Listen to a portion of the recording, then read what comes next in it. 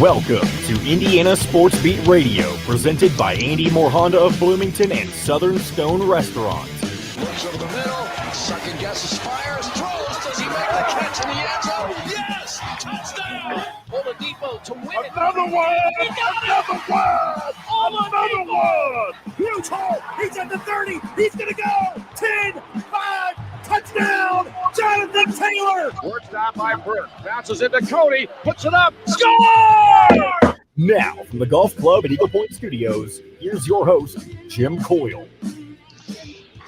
Happy Monday, everybody. Welcome into Indiana Sports Beat Radio, coming to you, of course, Monday from the Indiana Football Complex as we prepare to go to the pressers. And we start that day, no better to start it with Charlie Miller's with us, of course, but the voice of the Hoosiers, Don Fischer. Don, how are you, sir? I'm fine. How are you? I'm doing well, man. Charlie was already asking the same thing. How you doing? Well, I'm doing good, except, but there's always that big except out there right now, unfortunately. But yeah, it was a different weekend. Hopefully not a good weekend for Indiana football, of course, but a lot of other things to talk about. Hoosier hysteria got underway, but of course, Don, you were in Happy Valley, and things didn't go well at all for Indiana on the football side of things. Shut out for the first time in nearly over 2 decades. It wasn't a happy time. Trust me. It was not. I can't tell you how disappointed I am in this football team right now. And it's not the whole football team. It's the offensive side of the ball. There's no doubt 69 yards of rushing on Saturday, just over 200 yards in total. Michael Penix struggles again, gets hurt at the end of the third quarter, goes out. A little bit of a spark from Jack Tuttle there, I thought, but they couldn't put points on the scoreboard. And it's a team right now that has a lot of soul searching to do. They got to look in that mirror. The offensive line, to me, is the big problem. It is not protecting from the passing attack. They're not opening holes for the run game. And when they do that, it's against lesser competition, Idaho and Western Kentucky, against everybody else, the other top teams that they played, Iowa, Cincinnati, and now Penn State. They couldn't move the football on the ground. And when you can't move the football on the ground and give your offense a little opportunity for balance, that kind of thing, and you can't protect your quarterback, you're in for a long, long ball game. And obviously that was the case on Saturday. Yeah, the offense it scares me because you don't see anything that gives you any hope right now. And that's the fear. You're like, wow, where can we look towards for hope towards the next game? And I'm not seeing that because I'm not seeing progression. It's kind of staying the same. Like you said, when they play teams of lesser quality, well, it's easier for them to do things. But when you're playing a Big Ten caliber schedule, of which I think the top 4 or 5 teams in the Big Ten East are still undefeated at 5-0, it's going to be rough sledding. Defense on the other side, Don, I don't know if anybody could be prouder of a defense that just grinded, gutted it out, didn't quit, played as hard as any defense I may have ever seen. Well, I agree. I'm 100% in that camp as well. I think the defensive kids have just played their guts out. They continue to bust it. Offenses these days are going to put points on the scoreboard. That's just the nature of the way the game is played now.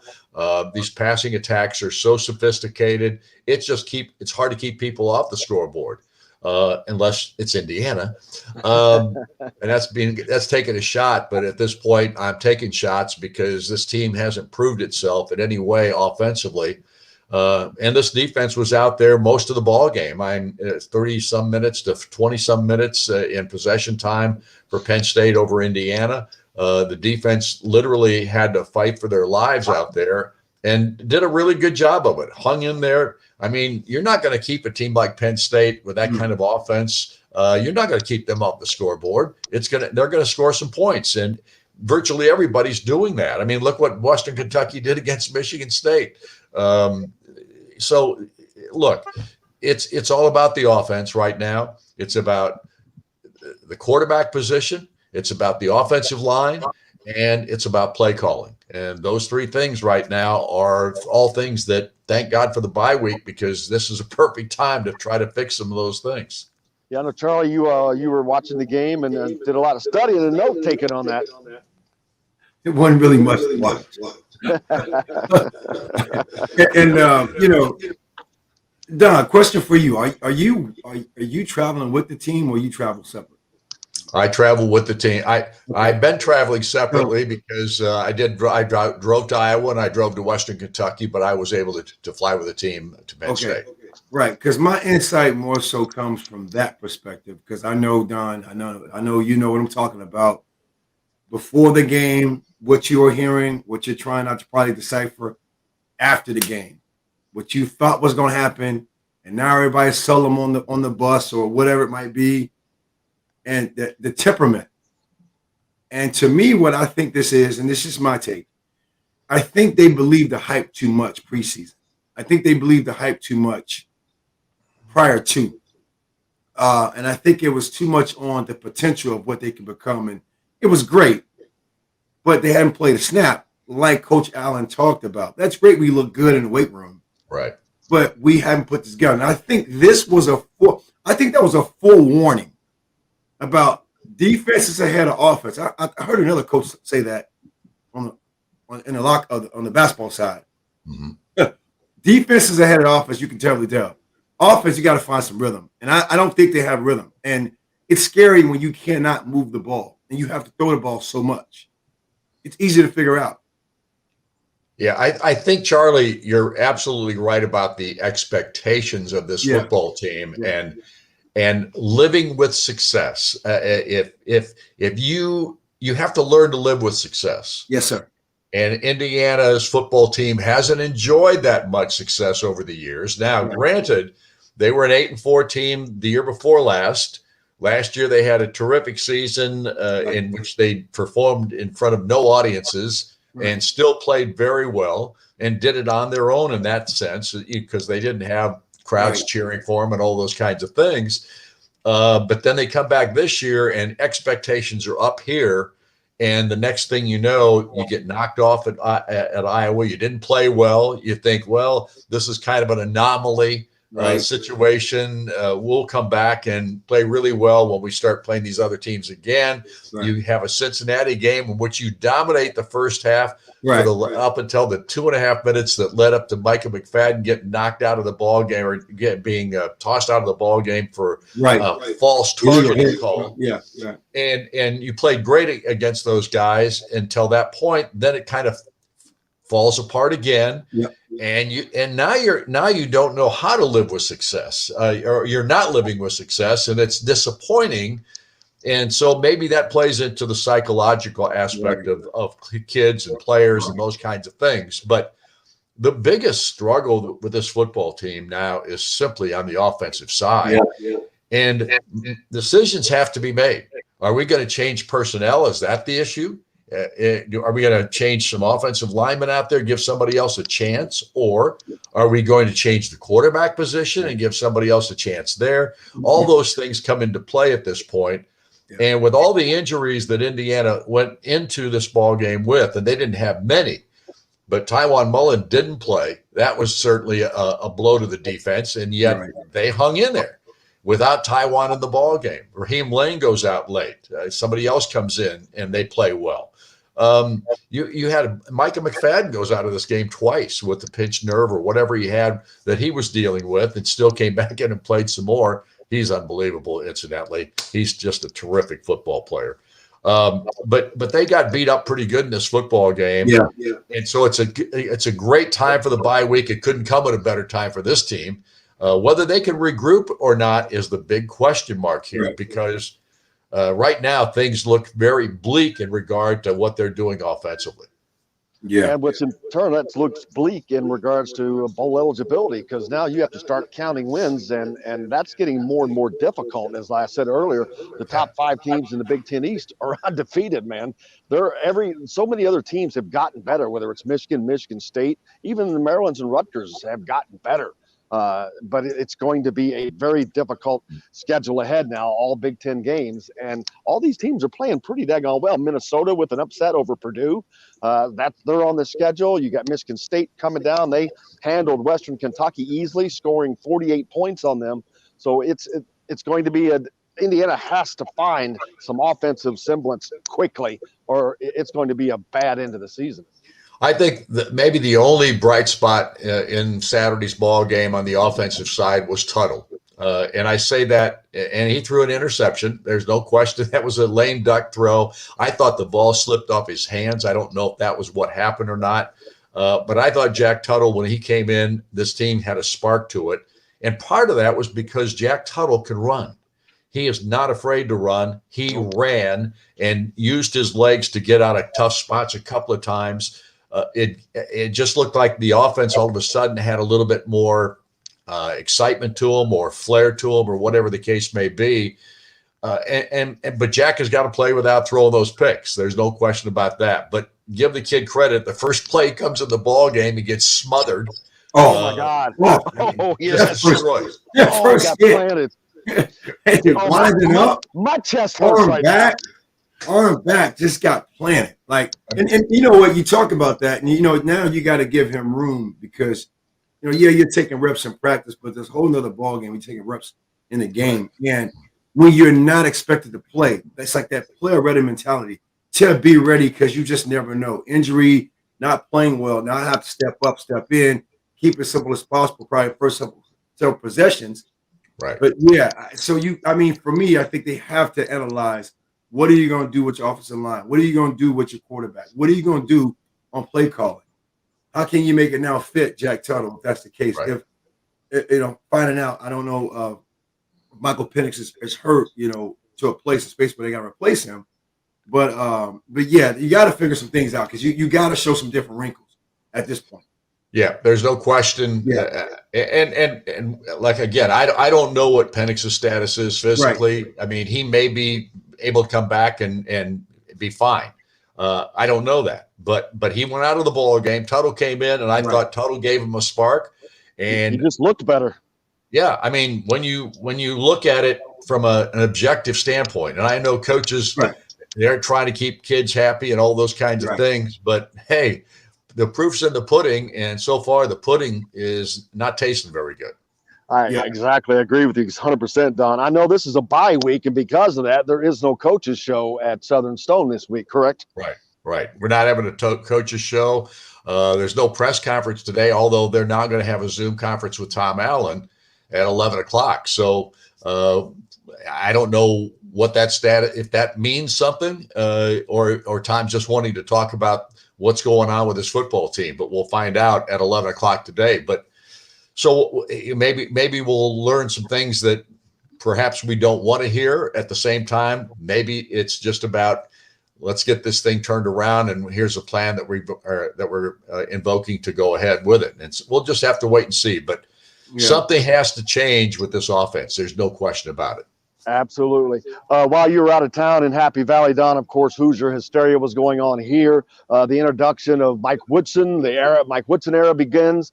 It was pretty cool seeing Mike. I got to be honest with you, if you're just a sports fan, to see Mike Woodson, Dane Fife, and Isaiah Thomas in candy stripes, that was pretty cool. I mean, just from a sports fan standpoint, because I didn't get to see Isaiah Thomas play live. I didn't get to see Mike Woodson play live.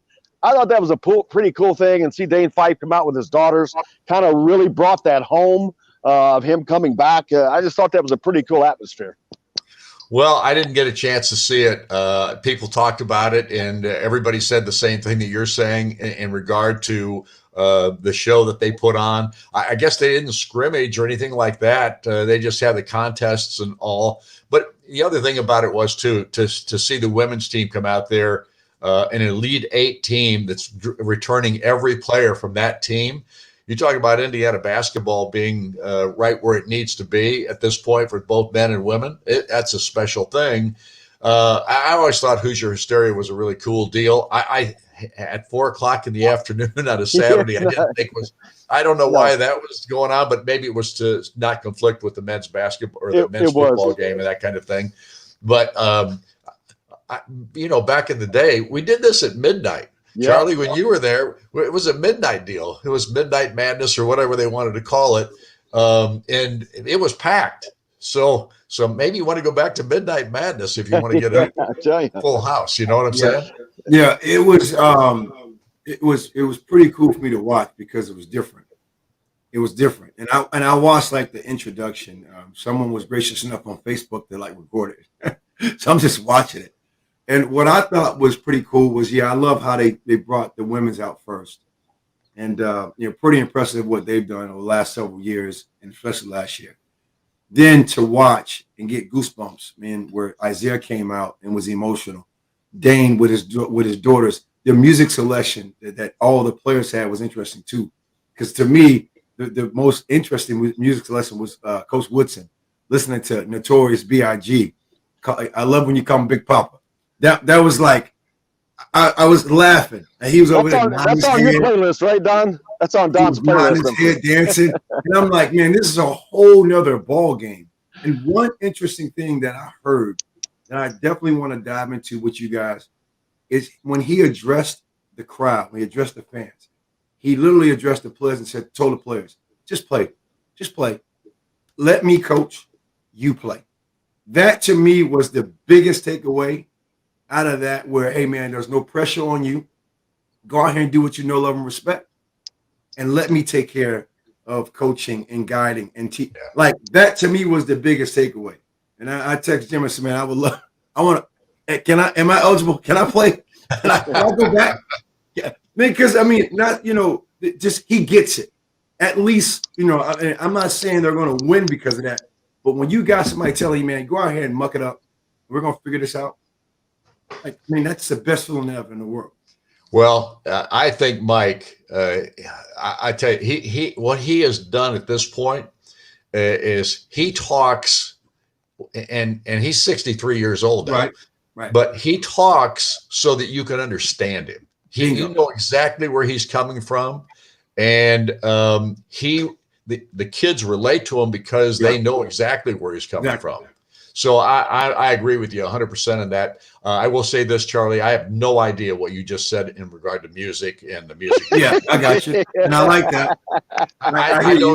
I don't know what you're talking about. I have no idea. I don't know who you guys you listen to, because if it's not in the 60s, 70s, and the early 80s, I have no idea what you're talking about. Well, okay. How about this? Was not around in the 60s or 70s. How about this? Coach Terry came out. The women's coach came out to John Cougar Miller camp. That was fitting. Yeah, that was fitting. I love her select. See, I was listening to the music. So I think you can relate to him. Oh, I definitely can. I can relate to Aretha Franklin and Barry White and all those kinds of people. Earth, Wind, and Fire is my favorite group of all. I gotta give homework and research then, Don, because Mike Woodson came out to some rap music, and he came out to a guy, and I wonder if he met this guy when this guy was alive in New York City.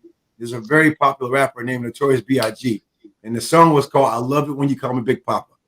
Like that was like a wow. I like that, Mike Woodson. I like that swag in it. Well, we got to get Don out of here. Go ahead, Don. I want to. We were. They had this. First of all, at Penn State, they play like country music. This is like we're there 3 hours before kickoff, right? So there's nobody in the stands or anything like that. So they got country music playing over the PA system. Really? And Joe Smith, who is my age, and George Bose, was our engineer, was there. These guys are all, in the older group, so to speak, music genre. So at any rate, literally like 2 hours before kickoff. Now this is when the players start to arrive. They change the whole thing. This is so loud. I mean, literally, it's so loud. Even the country music was really loud that they were playing beforehand, but at least you knew some of the songs and you could hum along with something. Oh, yeah. Then they started this rap music and all that kind of stuff. I mean, Don said, I'm out. My head was splitting. I mean, I had a headache from that crap. And I say crap, it's just crap to me. It's not necessarily young people. But my point is it was so loud. And they have everything turned up so loud there because the crowd, it is one of the loudest places you'll ever do a football game or a basketball game for that matter. But and Illinois used to be the worst. Illinois had even louder than in their basketball arena. It was the loudest place I've ever been in. And it just hurt your ears the whole time you were there. But honestly, Penn State, I thought we were going to have some kind of a psychologist come in to bring us back to earth after we heard some of that stuff. It was unbelievable. Yeah, that's crazy. Well, Don, I'm glad you have the week off this week. No coach's show, and I appreciate you as always, man. We look forward to next week, and we'll get back to it.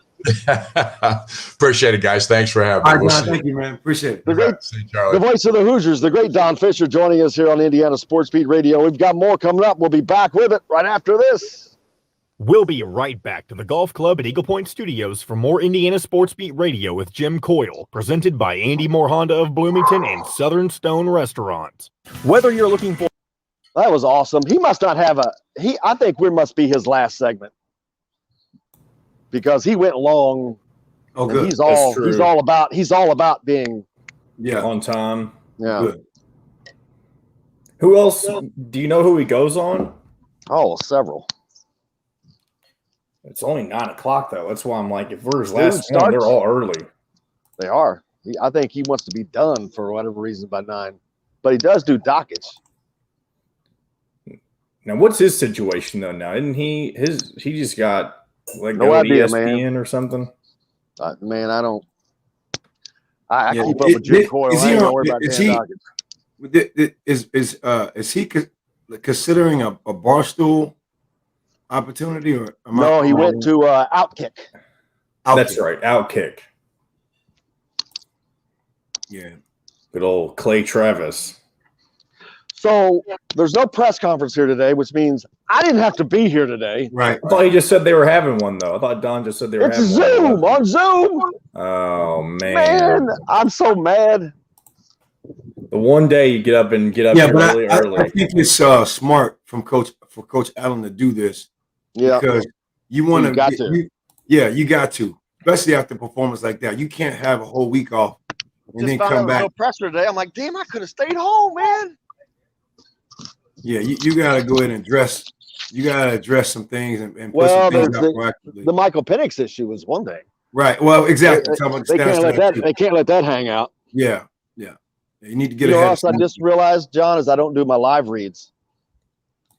You've done them before out here. You just do them off the top of your head. Well, that first one got me. Don gets me. I'm all worried about getting him in and out, and yeah, now I can relax.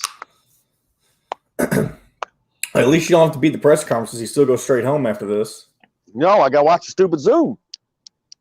It starts at 11. Well, that's true. I guess didn't really change too much, though.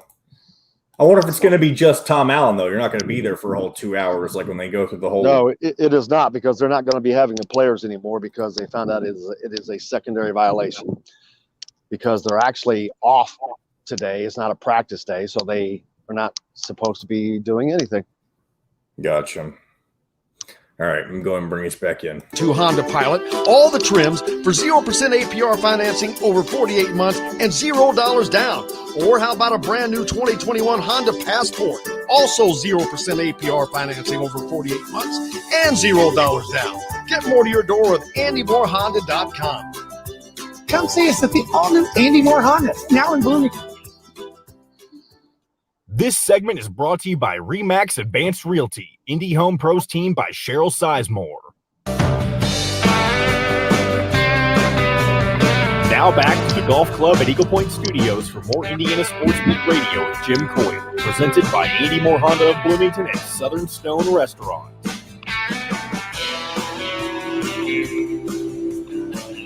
Hey, welcome back to Indiana Sports Beat Radio, coming to you here on this Monday. Pretty overcast. It's going to be a dreary day, coming to you from the Indiana Football Complex, which I just realized I didn't have to be here today. Normally I'm here to make it in time for the pressers each Monday. They're not having them this week because the bye week was just found out. Just a Zoom call today, so that makes me happy. But oh well. Great opening segment with Don. How are you, brother? How was your weekend, Charlie? I'm good, man. Not bad. Just again, it was. I'm prepared for a camp I got in Spokane, Washington. Just kind of took it easy. Yeah, I got a camp coming up. Yeah, man. We talked about that before. I think that is way out there. Yeah, that is way out there, man. Yeah, I'm telling you, that is for you. It won't be too bad, but that's a 3.5 hour flight. Yeah, I mean, it's one of my. I'm be honest with you, it's one of my favorite places. This is like my 4th or 5th time going out there, and the cool thing about it, you get a chance to see the kids grow. I mean, some kids come to you when they're like in the 6th, 7th grade. Now they're like 9th, 10th grade. So I've seen that progression.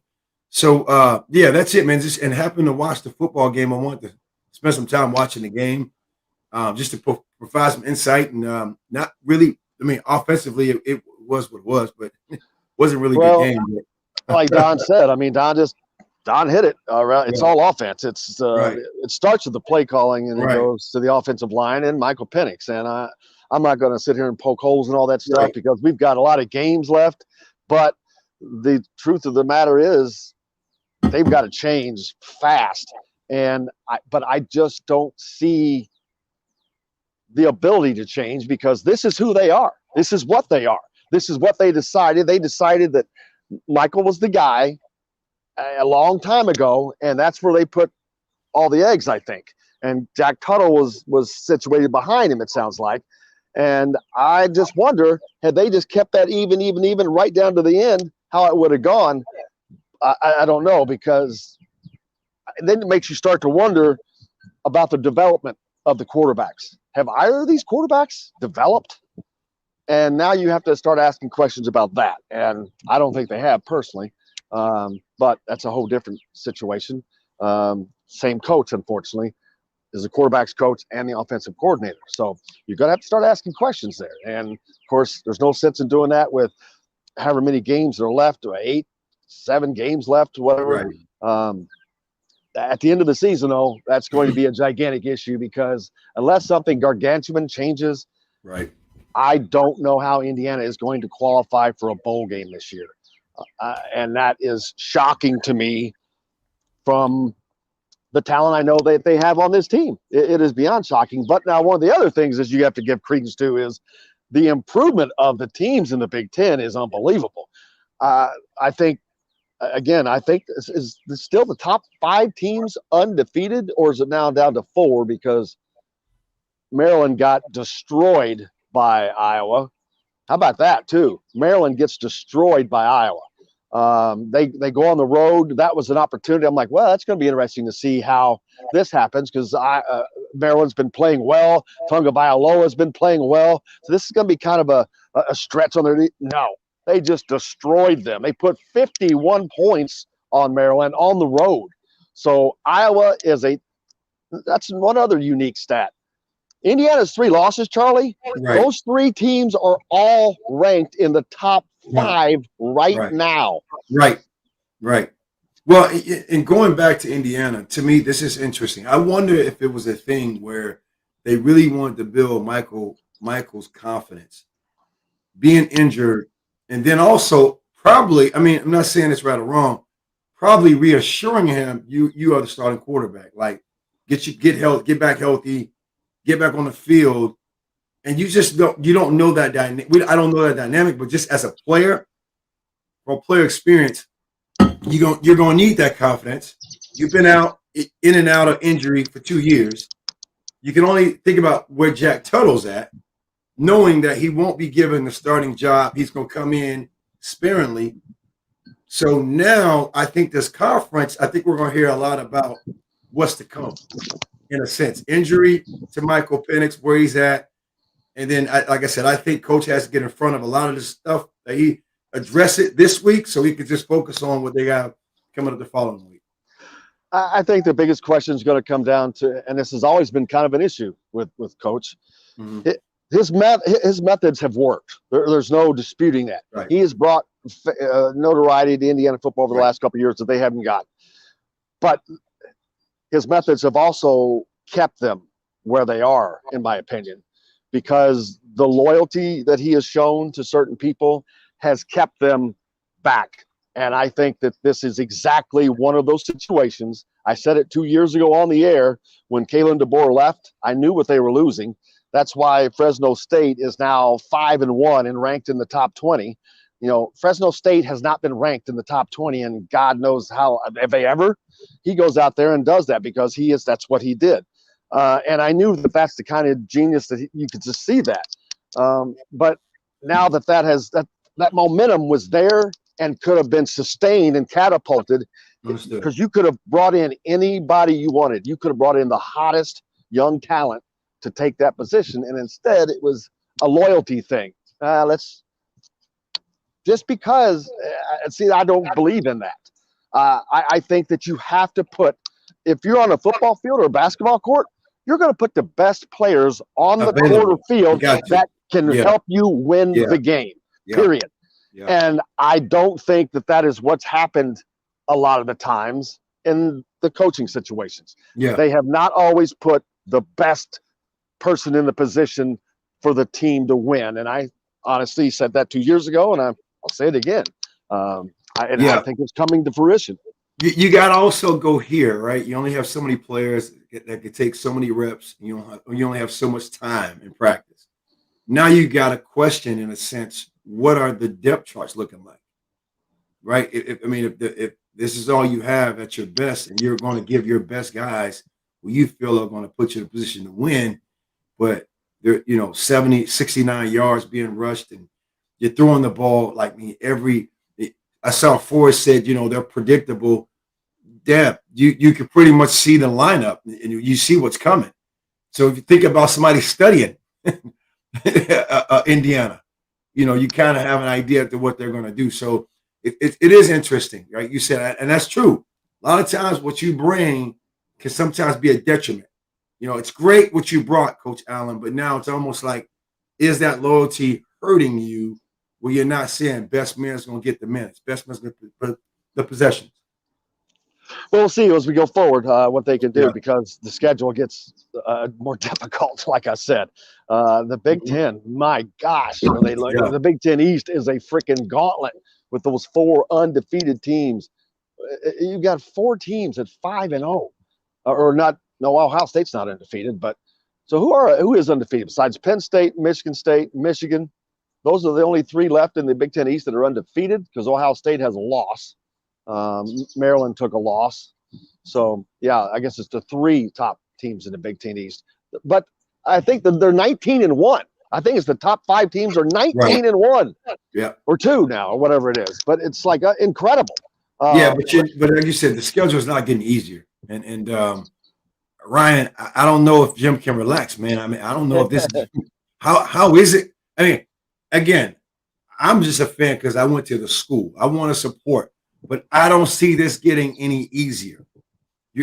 I don't see this like you got to figure something out within 10+ days of how to start scoring and winning. And I always feel defense is always ahead of offense because, defense, you got to be a little nutty to go play some defense, to be honest with you, because you got to hit people.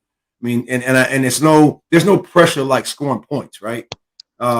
Even on turnovers, we're not a team that get a ton of turnovers. That really helps out on offensive side. Well, they led the Big Ten in turnovers last year. Last year, right? Yeah. And I think that was a big difference. And they counted on that. That was a big part of the game. Exactly. They counted on. They led the Big Ten in interceptions. Right. And they're not getting that done. That was the biggest difference. That was the biggest difference last year. But like Don said, it was a gigantic disparity in minutes. The defense spent most of the time on the field the other night. Right. And where against Western Kentucky, that was not the case, but that was because Western Kentucky just scored so damn fast. They would just go down the field and score. Mm-hmm. They didn't need as much time, but we'll see how that goes, man. But they're going to have to make some adjustments, of course. Yeah. The Big Ten is just a gauntlet. We'll talk about that a little bit more later. The standings, who all won over the weekend. This is Michigan. What was Penn State? Who did they play? Oh, well, Indiana, of course. They shut out Indiana. I'm trying to think of – there was another game that I'm trying to get. There you go, right there.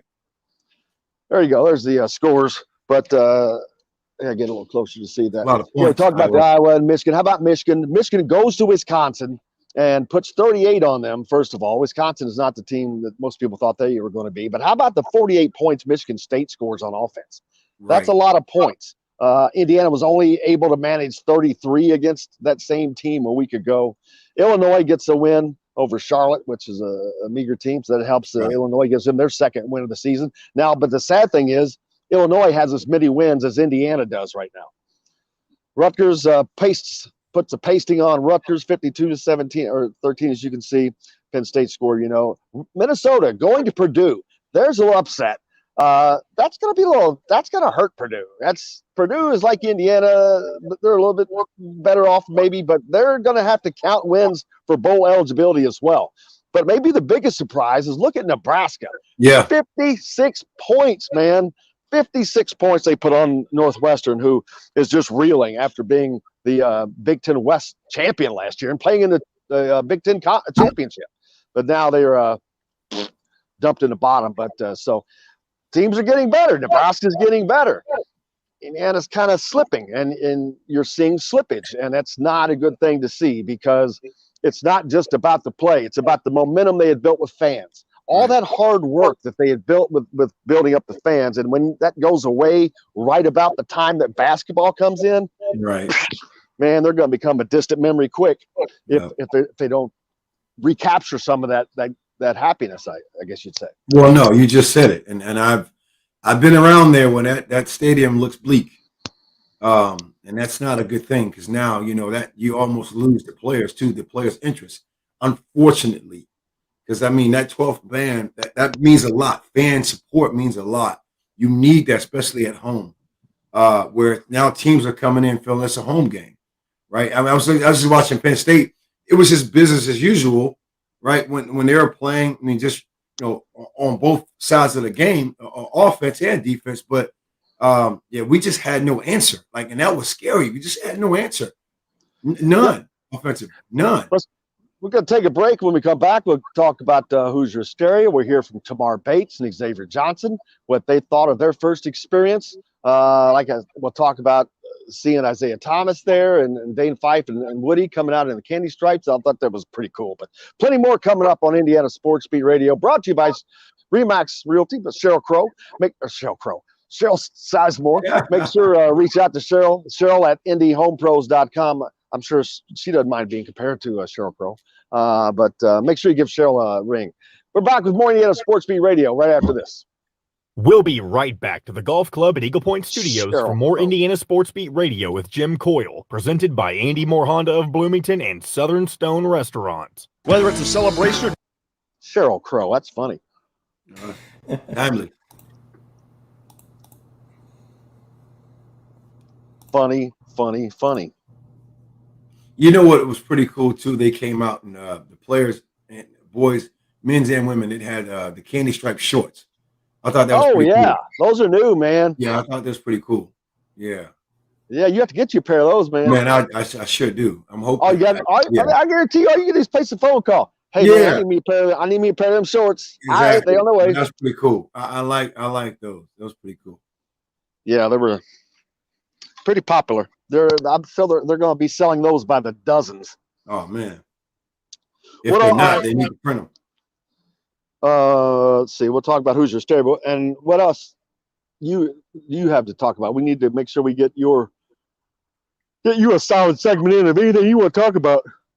Yeah, I think I told you before. We're in the final stages of a shooting program I'm creating. And I would love to talk about that. So yep. It'd be great. Yeah, exactly. And Charlie, while we got a minute, do you remember what time you said you were available tomorrow evening? Tomorrow evening, Tuesday. We talked last week about the podcast. Yeah. Tomorrow evening, Tuesday. Man, you're already going into basketball players for your football podcast? Well, he said he wanted to be on back when we started. And it's bye week. And it's not even really going to be about basketball. It's going to be more about the psychological effects of what's going on with this program. Oh man, and Charlie, I feel you got the right man. Exactly. You got the right man. Appreciate it. So, I have a workout from 7 to 8:30. Now, what time? Yeah, that's we normally shoot at 6 or record at 6. That's okay. That's 5 my time, right? Eastern time. Yeah, Eastern time. Yeah. So I'm and we can adjust as needed. Yeah, I have something, but I have a coach that's gonna help me. So if we need to do something, I'll make sure that. So I'm trying to think in terms of Central Time, between 5 and 7 your time, when are you most available? Tuesday? Yeah, tomorrow. What time would be best between those 2 hours? Well, those 2 hours I got workouts. So between 5 and 7. Okay. yeah. So what I'm saying is, if I from 5 to 6 would be better because I'm gonna have somebody helping me, so I can step away and have him just take over. Okay, so you could come on right when we start at 6 Eastern. Correct. Okay, and we won't keep you the whole time. We'll just keep you. Yeah, that'd be great. Yeah. So yeah, I want to just make sure. Yeah. So I'll give him a heads up as far as what I have to do, and he'll just take over. Perfect. We'll go with that then. Okay. Sweet. Thanks, Charlie. We'll do. And I'll remind you tomorrow after. Yes, I appreciate it.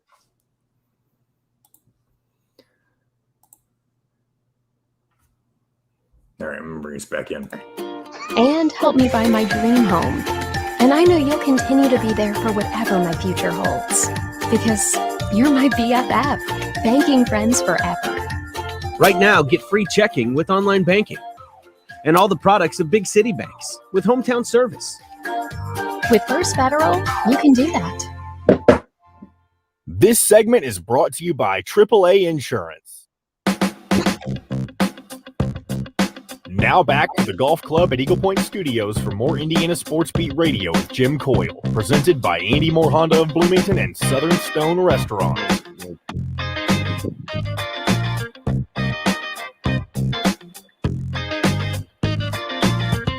Welcome back. Indiana Sports Beat Radio coming to you here on this Monday. Charlie Miller with us as always. Finished up with Don Fischer earlier. A little overcast here. It's not bad though. Still here in the fall. So had a okay weekend, I guess. Great weekend coming up because it's a bye weekend. And John reminded me I don't really have to do anything. But Big Ten Media Day is coming up this week, though. It is Thursday and Friday, Charlie, at Indianapolis is Gainbridge Fieldhouse in Indianapolis. Friday is when the IU teams will be speak. But this year, it's a double men's and women's thing. So they're inviting the women's to Media Day as well. So we'll have both of that. I'll be up there live, of course, doing the show from Gainbridge Fieldhouse on Friday. I don't think I'm going to go up Thursday. But so we got Big Ten Media Days coming up this week. So a lot still going on, even though Indiana football's off this weekend. So we'll have that. Well, that's a good thing. And now players normally participate, not just more so the coaches. No, they usually take players. Football, they had 4 players with them this year. 3 or I can't remember, it's 3 or 4. But basketball, I can't remember how many they'll take. 2 or 3 probably. They generally did that at the last one that I attended. It's usually like Trace Jackson will go, a senior, whoever, Rob Finney will probably go. Yeah. And then I don't know how many they'll take, but it'll be interesting to see. But looking forward to that. We'll have complete coverage of that for you, though. That's good. Up this Friday. That's good. Looking forward to that, man. And also, I was out at an event the other night for the 2021 College Football Championship, which is actually in 2022. In January, but it's being played here in Indianapolis this year. So the college football host committee is having things going on all about. So we were out at something the other night. We'll have the director on again and talk about all that. But their programs are starting up and running around Indianapolis, and they're going to have a lot of things going on. So that'll be a cool thing when you have the national championship of football. Man, that's kind of a cool deal. Indianapolis is the baddest sports city in the world, man. I mean, they have Final Fours, the Indianapolis 500, the College Football National Championship, the Big Ten Championship, the NCAA is housed there, the Pan American Games are housed there, USA Swimming, Gymnastics housed there. Indianapolis is the sports capital of the United States, and I don't think that there's anyone that can dispute that. No, and I can't. You can't. There's sports is in the blood. I mean, and every which way you can say that, and from football to basketball to other sports, Olympic sports, and by none, to me, I think one of the best cities ever because it's not too concentrated on distractions like a Miami or like a Dallas sometimes where you have other interests. I'm just being real. Yeah. What you say Indianapolis, you think about the Speedway, you think about the Pacers, you think about the Hoosiers. You know, you just think about everything sports in that particular town. Great sports town, and they've done a great job and continue to do a great job. And they work hard to do that. It's no accident. So looking forward to that as well. Hoosier Hysteria was a fun time. I'd say it was a little more than that's probably 60% full, which like Don talked about, it used to be at midnight. It was packed. Right. And plus, I think part of that, those days have just waned, period, everywhere. But the 4 o'clock in the afternoon deal probably did hurt a little bit. It rained a little bit as well, so that probably knocked it down. And then you had all the football games that were going on, and people were probably just like, eh. But as the event itself, pretty cool. Like I said, I enjoyed it. You're not going to see a lot. It's just all pomp and circumstance, but it's an opportunity to hear Mike Whitson speak. But it was an opportunity for a lot of people to go to Assembly Hall that don't get that opportunity normally. Right. And they got to see Isaiah Thomas. Right. That's pretty cool. Yeah. I mean, and again, one, it's to see Isaiah Thomas. I never had an opportunity to see him in candy stripes on the court, right? As a, even when I was younger. But to see him and then just think about the emotions it brought for him. Yeah, I mean, he was choking up for real, man. Seriously. And then he talked about when Coach Wilson took off his jersey as a senior, how he vowed that we're going to win. They came back and won, right? The following year, I believe it was. So, that's personal. That's a personal story. And what better person to represent Coach Wilson than someone who came up watching him and actually played alongside of him? Like, I mean, that meant a great deal to me as a former player. Like, man, that's big time support. I even heard from Dusty May yesterday. I talked to Dusty, former, manager turned, head coach at Florida Atlantic University. We talked. Hey, have you been back yet? I'm looking forward to coming back. Here's a head coach, with IU ties. Look at talking about coming back. So it's excitement right now. I mean, a lot of excitement's in there. Absolutely. And not only that, I think it's going to be a change as far as people like Isaiah Thomas coming back much more frequently. People like yourself coming back much more frequently. You've been back, but there are a lot of guys that haven't. Right. It's like, it's not that big a deal. Now I think it's going to become a bigger deal because they're going to feel welcomed again, feel a part of it again, because it was a very fractured entity. I mean, Indiana basketball had been kind of like an egg. It had just been broken. And you had different sides. Yeah. And it needs to be brought back together. I don't know. I can only go off my perspective. In Indiana basketball, whether I played here or not, is a program where just almost like a Duke, you have to have an in-house person. Nothing against the Creans, nothing against the Sampsons, nothing against the Millers.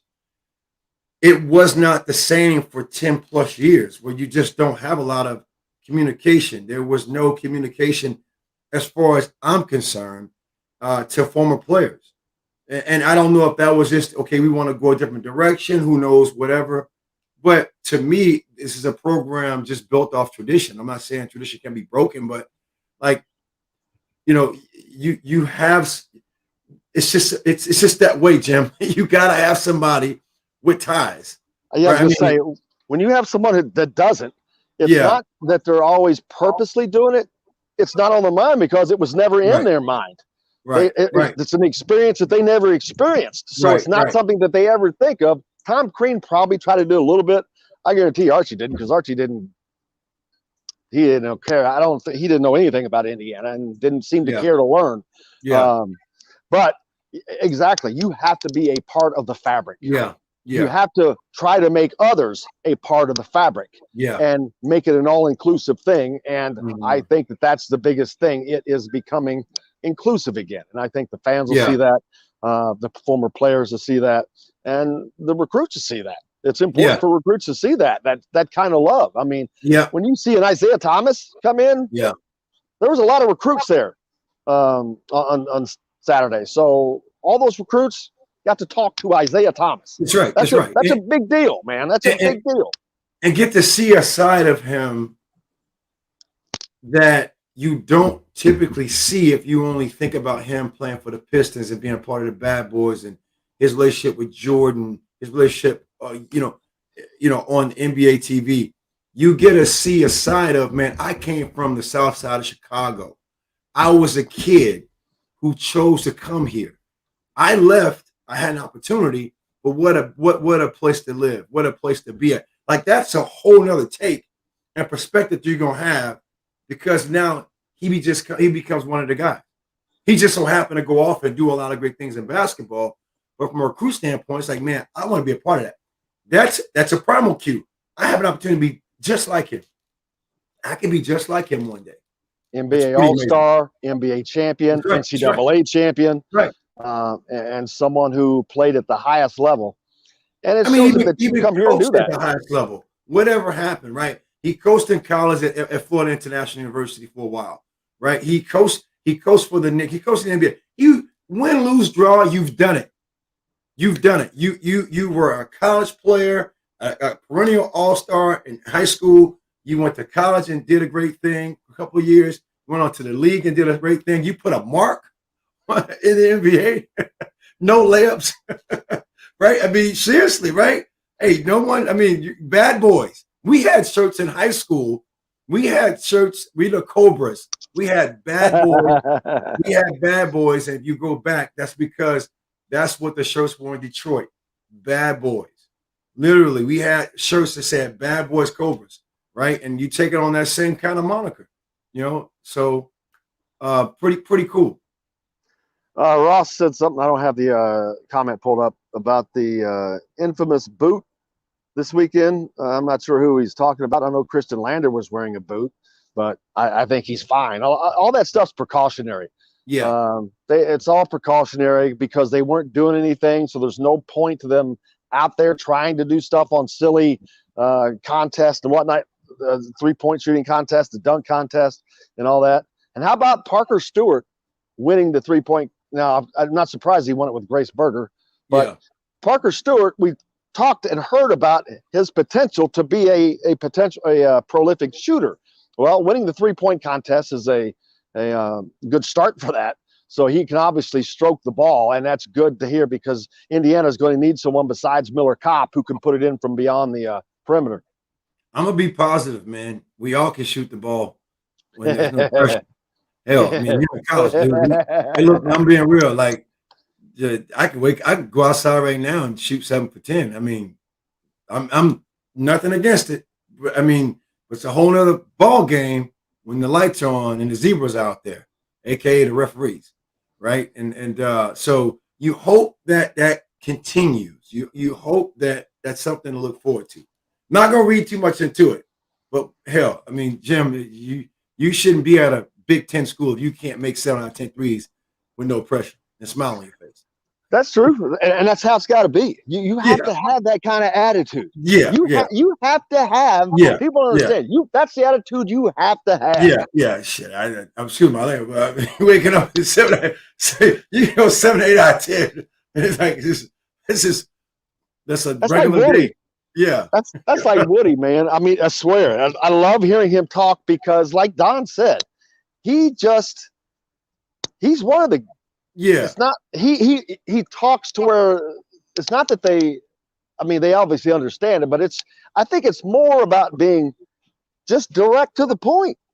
It's like, here's what you need, man. Here's what you need. Listen to me. And when you've won before, like you've won at the high school level, you've won at the college level, you've won at the NBA professional level. It really is a next man up mentality, and we're going to put players in. Yeah, we know you can do this. Like I'm going off of Coach Woodson. Yeah, that looks good, but like the stats don't show, like the game film don't show, and that's what he's going to go off of. But I mean, it's a no nonsense, direct to the point.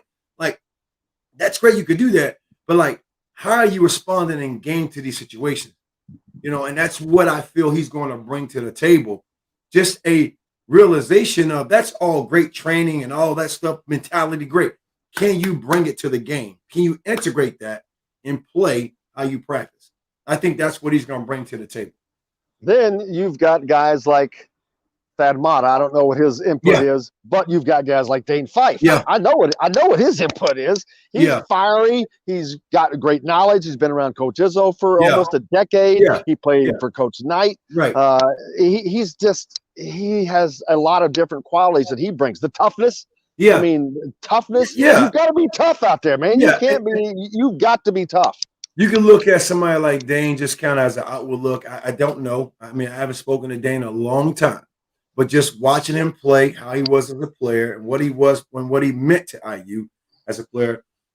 Now, when he goes on to Coach Izzo, to me, that becomes more because Michigan State to me is known for sets and actions. You know, when we were in college, they would have posters up. I mean, as far as how they ran plays. So you can only imagine his depth and knowledge. And also, Michigan State has produced a lot of NBA players. They've produced a lot of NBA players over the last 5, 6, 7 years. And who was there? Dane was there. So you can only imagine what he's bringing with experience and his playing experience, now coaching experience, to these players on how to play, how to be consistent, how to play every possession. Like every possession matters. So you got a good ball for a good recipe to learn how to win those tough games that you normally lose, or to be in those games that you might lose, but now you're not giving up on effort. So you got the right mix of people. Yeah, I'll have to get Dane on here next week with you. That'd be great. That's fun. How long has it been since you all spoken? Man, I haven't talked to Don. I mean, sorry, Dane, and I mean, I would probably say at least 10 plus years. I mean, just. Are you kidding me? No, see, I mean, his brother lives here. His brother lives here, and his nephew brother lives in Dallas. Really? Yeah, his oldest brother. Yeah, and actually, I've trained his nephews in the past. Seriously, and Jeremy. It's funny because Jeremy. How have y'all not spoken in that long with all of that going on? Yeah, Jeremy. Who knows? I mean, it's like vicarious because I've seen Dane's dad several times. Because Dane's dad would come down to Bloomington. To Dallas, and he will come to one of our practices, and I will talk about basketball, Detroit and Florida, and my high school coach who was his teammate in high school. We'll talk. I talked to Jeremy, but I haven't talked to Dane in a while. But I'm more than certain the names are, hey Dane, tell Dane I said hi. Tell Dane, it's a respect thing, right? Absolutely. We'll have to get him on next week. That would be great. Yeah. Love having reunions on here. It's awesome. Yeah. But looking forward to that. So what does Dane's brother do down there? Is he just working? Well, I'm not exactly sure, but he's just working. Yeah. Jeremy, really good guy. Got 2 great kids, and Will and JC, if you don't mind me saying their names, man, throwing them a shout out. But and they're on their way to do something in sports. I mean, I always thought, when I see Dane's dad, to me, I happened to stay a weekend with him. That weekend was like the world to me. When I was going on my senior year in high school, and just to know what Dane's family has done in Michigan, in high school in general. His dad's won numerous state championships, have helped plenty of people become coaches. So, I see Dane he's in the right space. I mean, if you think about Dane's dad, what Dane's dad did, it's no wonder what Dane is doing right now and why he's been considered for head coach jobs for the last several years. Well, he's doing a good job. Hey, we got plenty more coming up here, Indiana Sports Beat. Charlie Miller with us, and we'll be back with more. Brought to you by the great folks at AAA Insurance. Hey, if you're in southwestern Indiana, Evansville, or southern Illinois, make sure you reach out to the guys at AAA Insurance. Make sure you're insured by someone who cares about you. We're back with more Indiana Sports Beat Radio right after this. We'll be right back to the Golf Club at Eagle Point Studios for more Indiana Sports Beat Radio with Jim Coyle, presented by Andy Moore Honda of Bloomington and Southern Stone Restaurant. If you're in the market, we need to get another guest for this hour, man. Oh my God! Reamer is supposed to be coming on. Well, I know, but I meant. Well, you said this hour. I didn't know if you remembered he was coming on. No, you didn't know that. Relevance. I meant something to talk about, though. But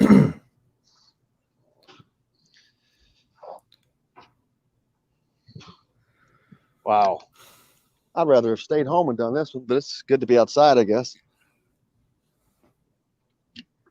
Man, I could have stayed home. They don't announce beforehand Yeah, I probably missed it. An email. Or probably sometimes he just tells us.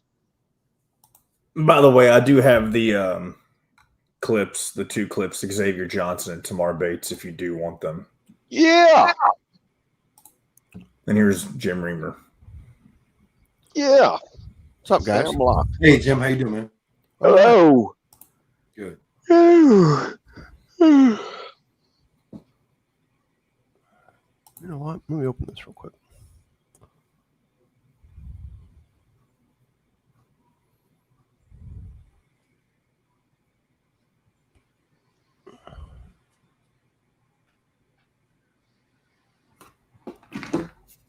There's a guy in my Bible study group that goes to. They went to Lawrence. Is it Lawrence North? Is it Lawrence? Yeah. North?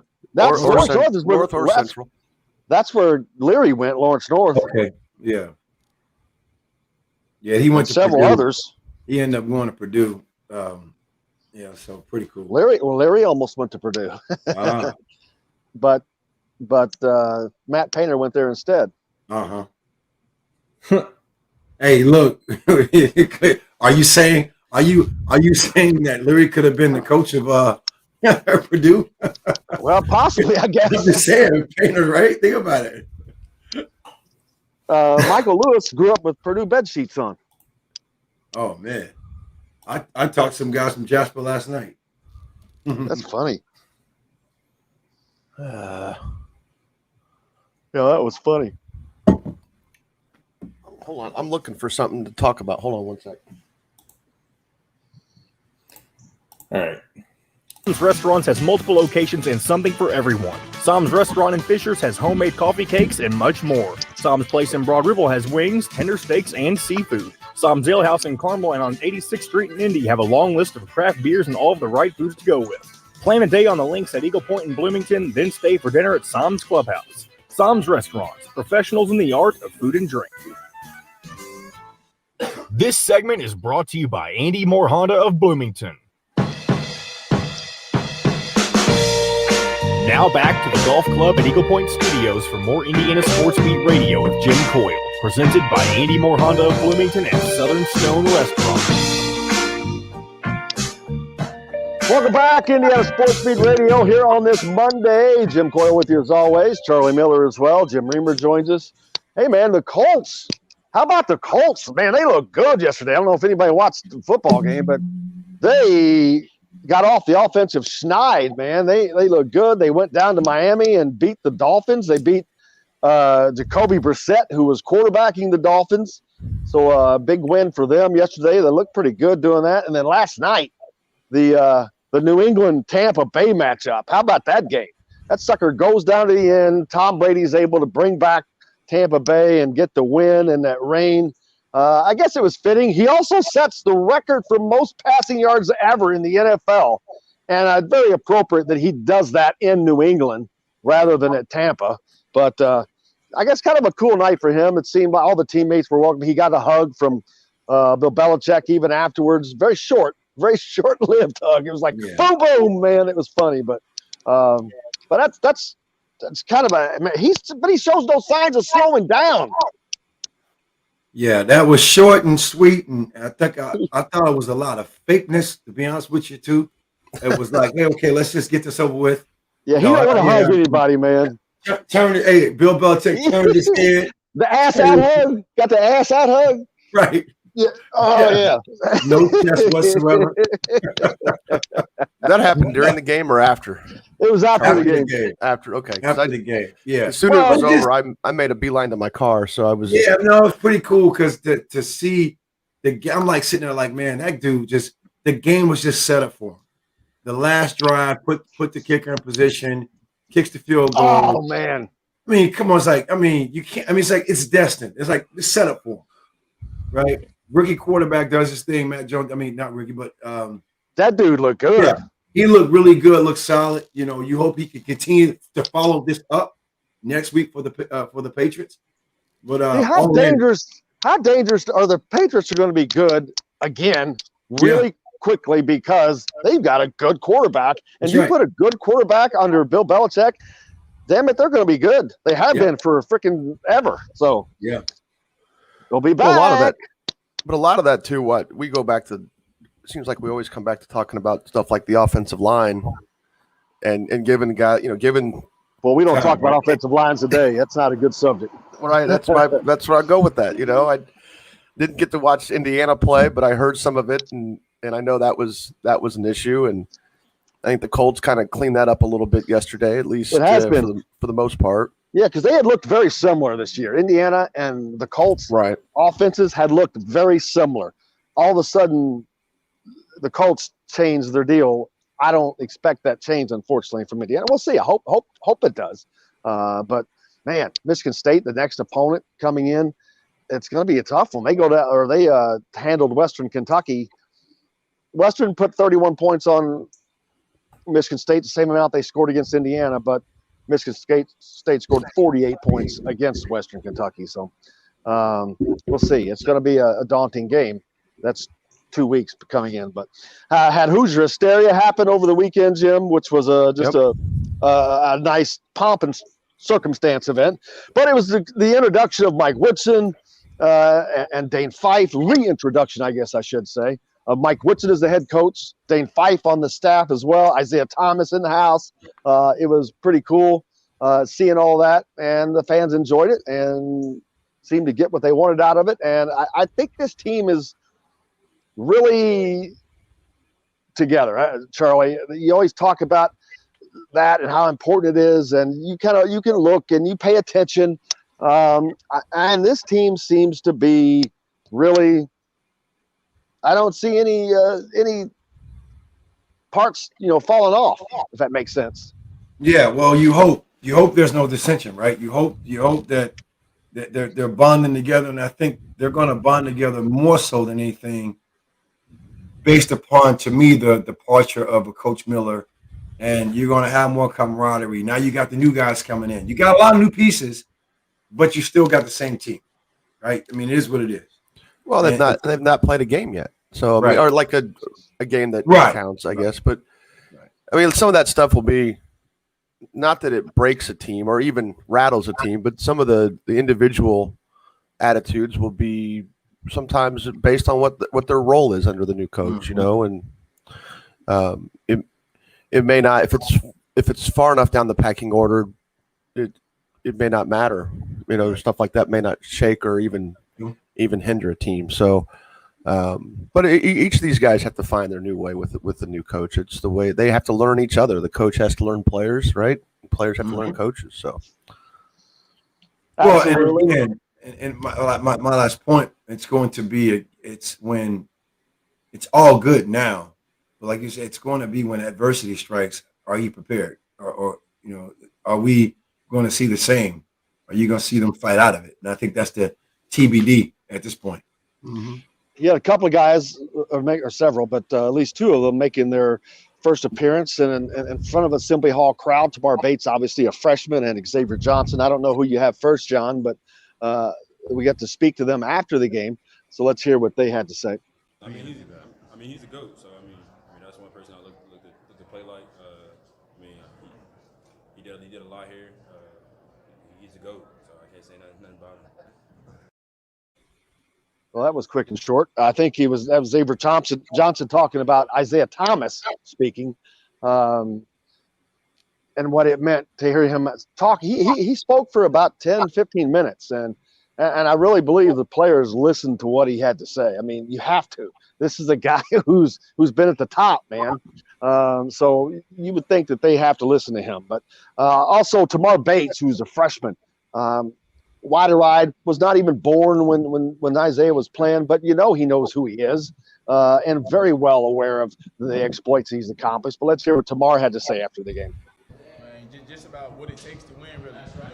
We have to be together, and everything that we do, out there on the floor, translate to off the floor. So how we treat each other, the time that we spend together, and just the sharing and caring of one another is what really win us some games. What does that say to you, Charlie? Well, he's saying all the right stuff, right? I mean, that's all I can tell you, Jim. He's saying all the right stuff. You just hope, as Jim was talking about, everybody still got to learn each other. Because again, for me, it's sharing and caring. before the stuff hits the fan.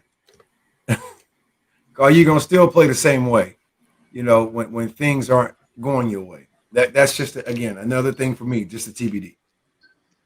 Yeah, I agree. I just think that Mike Woodson is doing all the right things to bring the team together, to build the team from the bottom up. He's doing it slowly. He's not making all these outlandish claims. He's not saying, hey, we're going to do this. He's saying this is just going to be, we're going to do this, which is we're going to play solid defense. But he's not making outlandish claims and this and that. He is just easygoing, says this is how it is. And he's a very open, blunt speaker, which is very much appreciated, I think, not only by the players, but the media. He treats everybody the same. That's also a crucial, important difference when you're dealing with people all the time. Well, I think I said before, fellas, it's like I listened to him during his speech at Hoosier Hysteria, where he pretty much, what I heard, he openly shared with the players, just play your game. Let me be the leader. Let me be the one who takes on the brunt of criticism. Just go play like you know, love, and respect. And I think you have a guy like that. To me, it's easy to play for because everything will be kept in house. Your turmoil we kept in. I mean, that to me is going off of also his experience as a professional coach, because you're not going to just look to embarrass people. I mean, you're going to criticize probably in private, give what you got to give to the media, and get in front of it. As he said in his first press conference, I'm going to be available because I know you all need to hear from me. But I think also to keep the players in their perspective and looking to develop and play the way they're capable of playing. Jim Reamer, a lot of recruits there this weekend as well, several there. What does that environment do for them? What did they see? I know they're not doing a lot of basketball stuff, but it's not about the basketball there. They learn that from them behind the scenes. But they see all the pomp and circumstance, the noise, the assembly hall, the banners flying, the stage, the history. That's got to have a pretty good selling point. Well, for them, it's fun. I mean, it's getting to know the environment that they would have an opportunity to play in. I thought you were going to start this part of the show by asking me if I had gone, and I was going to say and just basically kind of look at Charlie and say, I haven't been there. I've only been to one Hoosier Hysteria since Coach Knight left, because when he did it, it was a practice. Yeah, it wasn't a full blown practice, but I bet it was 75% of a practice, maybe. Well, back then it was the first day of practice. Absolutely, yeah, it was. And now it's changed so much that they would go at midnight, and I mean it was the tournament night. But for the kids' perspective, it's fun, and it's when Assembly Hall is crowded, or I know it wasn't packed yesterday. It was because I didn't see any. Couple of pictures I saw, unless they were taken early in the evening, where nobody was up in the balconies, but it's still an electric environment, and it's still a very loud place, and it's almost more intimidating when you walk in and look at the seats unfilled and how high up that place goes as it is when it is filled. It's I mean, obviously it's not noisy, but at the same time you walk in there and you get a full view of Assembly I would agree Hall. with that. I would agree with that. I didn't ever think about it that way, but I actually agree with that. It is more imposing. You're like, it almost looks all those seats, man. And with some of the angle, it almost looks flat. Mm-hmm. When you set it almost looks like it's just it goes. Well, that's why it's so noisy. Much noisier. Yeah. It was created like a theater, and now you've got two theaters that face each other, and that noise rains down onto the court. I mean, Charlie's been in it. I haven't, but I remember talking to Garcia. Who was the kid from Duke that kept tripping people? Grayson Allen. Great. When Duke played here last, I remember talking to him afterwards, and he was asked about, how loud was it out there? He said, well, when you're 5 feet away from somebody and you have to still use hand signals, he goes, that's loud. And that's what he was talking about playing here. When North Carolina played here last, and Roy, their coach, he talked about. He's like, "Golly, I wish we had that environment, except for other than the Duke game." And so that shows you how this place can be. And it can be a very intimidating and tough place to play. It hasn't been for a couple of years, and it needs to get back to that. And I think that that's coming. Well, to go back to what Charlie was talking about, because it sort of coattails what you just said, Jim, was you look at, I think coming out of the games in August, the one thing we could tell were the players felt a little bit looser, felt like they had a little bit more freedom on the court without losing really any accountability, and maybe even a little bit more accountability, right? I mean, because I think Coach Miller probably set some things in stone and wasn't changing, and didn't matter how well you played or how well. Now, we don't know what Coach Woodson's going to be like when the season comes with things like rotations and all that, but there is definitely that change, and hopefully that translates to, you know, a guy like Trace Jackson Davis utilizing what he's improved on in games, you know, and not just having that be part of practice when you know things aren't really on the line. Because look, I heard a lot last year about how improved Trace was overall, but he still just did everything he could to get to his left hand.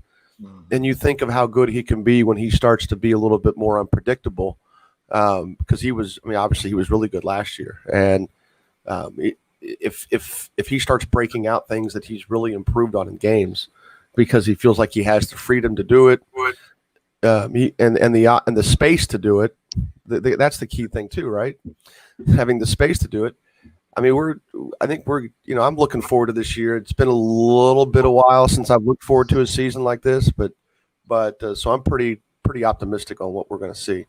Dale Davis was in attendance as well. I saw him there afterwards. Of course, Trace Jackson Davis's father was there. I've seen him a couple times here of late around Bloomington. So he's been hanging out. Of course, he doesn't have an IU connection other than Trace Jackson Davis played for the Pacers, of course.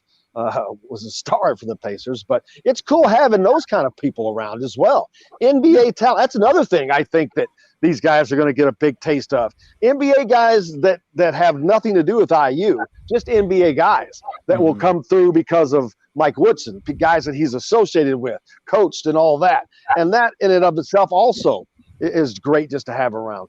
I mean, you got, I would say the kind of like the last crop of the Oladipos, and I saw Eric Gordon was in town at a football game, so you can imagine he's talking to the players. So that's really good. I think that's important, especially as a player. That was important to see guys who are still active, whether you're playing overseas, whether you're playing in the NBA. They come back and talk about their experience and probably some things they missed out on. Because I'm more than certain Isaiah probably talked about, as you heard him talking about, get your degree, graduate. You know, he emphasized that. I came back and got mine. Stay and get yours. Focus on, be now, right? Be in the now. Focus on your stuff. So pretty interesting to see what's going to come of this season. We're going to know at least a month from now what we're looking at. And Isaiah left at a time when you didn't leave early. Exactly. You know, I mean, it was almost, I mean, I think you had to declare some sort of hardship, didn't you? Yeah, yes. Well, and then it was. When he was going, I think it still was hardship. It was a hardship, and also if you really want to go there, you can go off of the conspiracy. Did he go because he was not on good terms with you know who, right? Yeah. I mean, look, he's also coming off a national championship, and he was kind of red hot. Well, he was hot. My point, right? But again, the hardship would be, to me, the hardship was you're hot, everything's going your way, and it's not, and it wasn't really, it wasn't smiled upon to say you need to go early. You achieved all you could achieve. His father wasn't around, I don't think, and it was just him and his mom, right?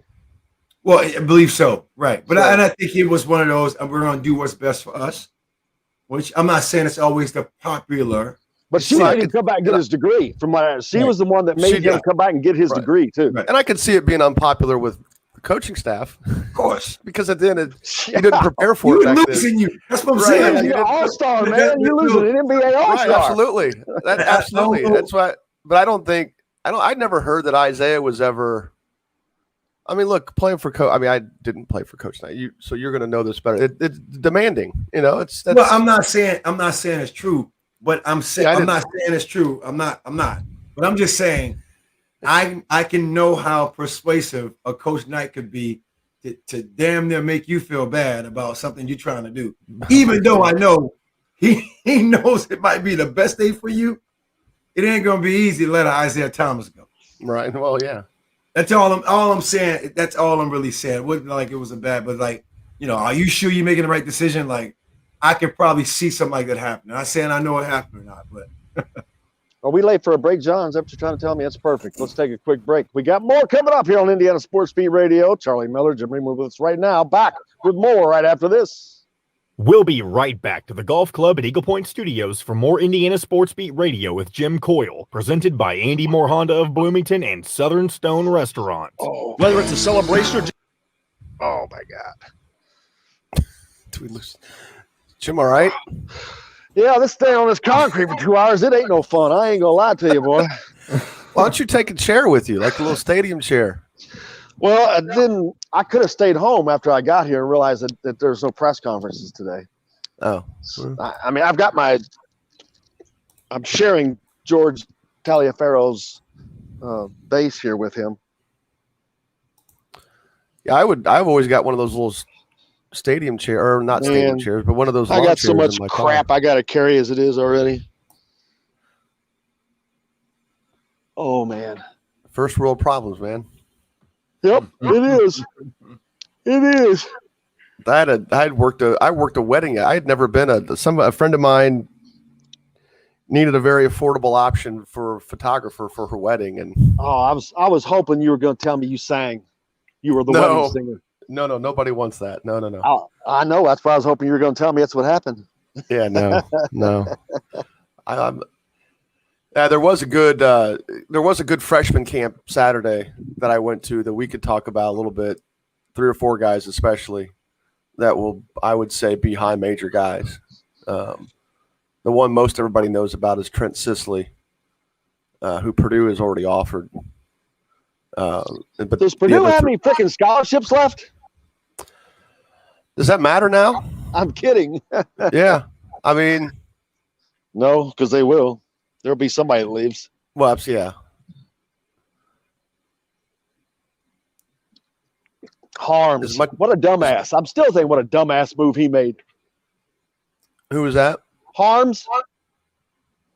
Oh, the kid the big kid from Purdue. Yeah, there you go. Big old dumbass. Well, it was a dumbass move, I meant. It was just a dumbass move. Yeah, it didn't do much for him. No. And it would have helped.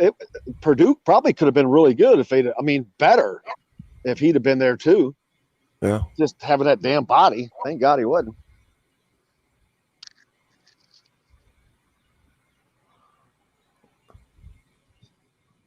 Holy smokies. All right, I'm going to bring us back. For a new Honda, Andy Moore Honda of Bloomington has the deals for you. How about a brand new 2021 or 2022 Honda Pilot? All the trims for 0% APR financing over 48 months and $0 down.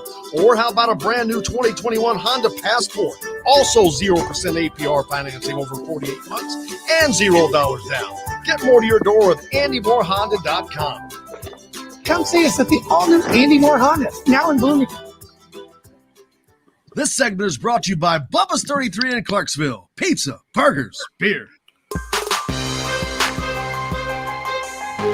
Now back to the Golf Club at Eagle Point Studios for more Indiana Sports Beat Radio with Jim Coyle, presented by Andy Moore Honda of Bloomington and Southern Stone Restaurant.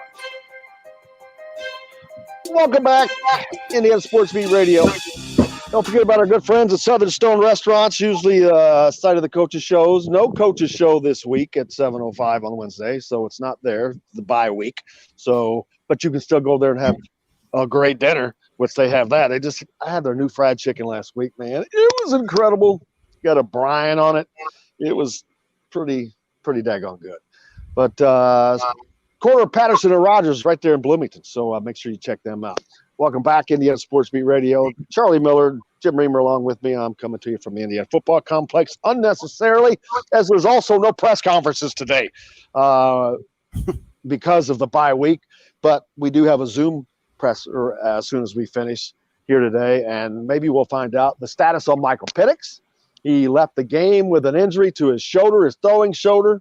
I don't think that was the shoulder he injured 2 seasons ago that ended his season.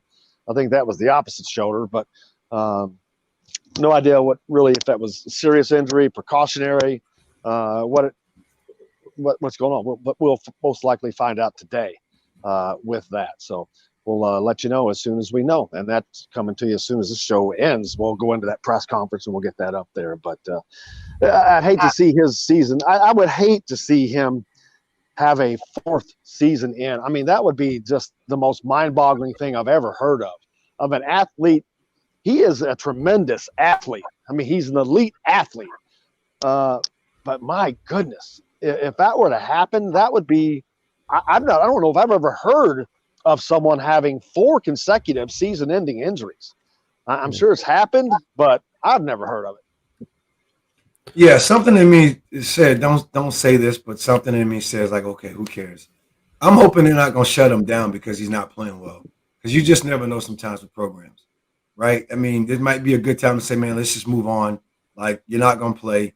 Like, let's just kind of blame it on this injury. I'm not saying that's true, but you got to you have to put that possibility out there, right? I'm not saying it's true, but it's conspiracy Charlie. Huh? It's conspiracy Charlie. This could be like a new weekly thing. Call me. That.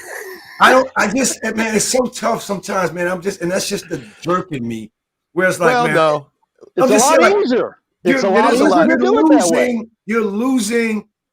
Let's just cut our losses. We can blame it on this, and we can exit you out, and it's going to be what it's going to be. That's just the inhumane side of Charlie. I don't feel the other side of it, though. I agree with you. No, I agree with you, and there are definitely quarterback issues. Yeah, but I don't think that's where it starts. Right. And that's the problem. Even if they fix that problem, that's not fixing the bigger problems. Yeah. Which, if they don't fix the bigger problems, I don't know how much fixing the quarterback is going to matter. Right. Because they've got bigger problems. And they're at practice every day. I mean, hopefully they're making decisions based on what's going on in practice. But the decisions are being made, that's the problem. It's those decisions that are being made, that have been made. That has been I think that's been the issue. Could be there's no better option. Or or it could go higher than the quarterback is my point. Or different. Which I think it does. The problem is the quarterback is an issue. There's no doubt, but that is not the first or the second biggest issue. Right. And so, they've got bigger issues on that side of the ball to fix. And I just don't know how you fix either of those in the middle of the season, because you've got one of them is the offensive line. You've got a core group of veterans. What the hell are you going to do all of a sudden 6 games into the season with guys that have been here for a couple of years that you just haven't been able to do? All of a sudden something's going to, what's going to change? The competition's going to get tougher, and that's going to get better. I don't see that, unfortunately. I hope for them, but I don't see that. The play calling, it's not going to get easy. The schedule, it's going to get tougher. You're going to have harder defenses to game plan for. And I don't think the game plans have been very good. And the adjustments are not there. So that's the problem that I think that's at the top and comes down. Hey, I see somebody's posting that a player from a football team just put their name in the transfer portal. Oh, really? Wow. Are you? How do you find that out? Like what? Well, because it's probably I'm not paying attention to stuff, but that's a major issue. Indiana. That is Indiana's number 2 running back. Yeah. That is Indiana's number 2 running back. Not getting snaps. Want to play. Something's going on. Well, he fumbled the ball. Yeah. Against Cincinnati on the 2. That was part of a big thing hurting Right. Indiana in that game. He nearly fumbles the ball again at Western Kentucky on a critical drive. I didn't pay attention to how much he played over this past weekend. I'll have to go back and look at the stats. I don't know if something said that, hey, but that is big time. That's a big problem for Indiana. Indiana's another issue is the inability to run the ball. Well, they just lost their number 2 runner. Well, and Alec that sucks, man. Like I don't like that. I don't like that. Like I hate it. You don't. Okay, so you know, whether you can control a fumble or not, you don't get the snaps you want. Now you can put your name in the transfer portal. Like that's where I just differ for how easy it is for someone with just no regard to say to quit. I'm gonna go somewhere else because I'm not getting what I want. Yeah, that's quitting. It's not an earn the right thing. And I'm pissed because of that. Like, I hate how that. dare you, dude?